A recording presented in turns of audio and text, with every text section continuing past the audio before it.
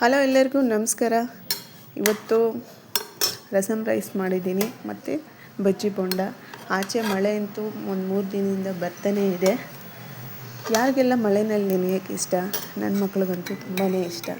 ಯಾವಾಗ ಮಳೆ ಬಂದರೂ ಹೋಗ್ಲಾ ಸ್ವಲ್ಪ ಹೊತ್ತು ಆಟ ಆಡಲ ಅಂತ ಕೇಳ್ತಾನೆ ಇರ್ತಾಳೆ. ಅದರಲ್ಲೂ ಚಿಕ್ಕವಳಂತೂ ಓಡ್ತಿರ್ತಾಳೆ ಬೇಡ ಅಂದ್ರೂ. ಮಳೆಯಲ್ಲಿ ನೆಂದು ನೆಗಡಿ ಬಂದಿದೆ.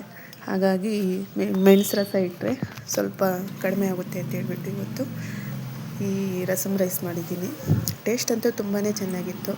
ಯಾರಿಗೆಲ್ಲ ಈ ಕಾಂಬಿನೇಷನ್ ಇಷ್ಟ ಆಗುತ್ತೆ? ಮತ್ತು ಮಕ್ಕಳಿಗೆ ಆಟ ಆಡೋಕ್ಕೆ ತುಂಬಾ ಇಷ್ಟ ಅಲ್ವಾ ಮಳೆಯಲ್ಲಿ. ಸೊ ಯಾರೂ ಮಳೆಯಲ್ಲಿ ಆಟ ಆಡೋಕ್ಕೆ ಬಿಡಬೇಡಿ. ಈಗ ಗೊತ್ತಲ್ವ, ಮತ್ತು ಕೊರೋನಾ ಅದು ಇದು ಅಂತಾರೆ. ನೆಗಡಿ ಬಂದರೆ ಸಾಕು ಕೊರೋನಾ ಹೆಸರಿಟ್ಬಿಡ್ತಾರೆ. ಸೊ ಮಕ್ಕಳನ್ನ ಹುಷಾರಾಗಿ ನೋಡ್ಕೊಳ್ಳಿ. ನೀರಲ್ಲಿ ಆಟ ಆಡೋಕ್ಕೆ ಬಿಡಬೇಡಿ ಮಳೆಯಲ್ಲಿ. ವಿಡಿಯೋ ಇಷ್ಟ ಆದರೆ ಪ್ಲೀಸ್ ಒಂದು ಲೈಕ್ ಮಾಡಿಬಿಡಿ ಪ್ಲೀಸ್.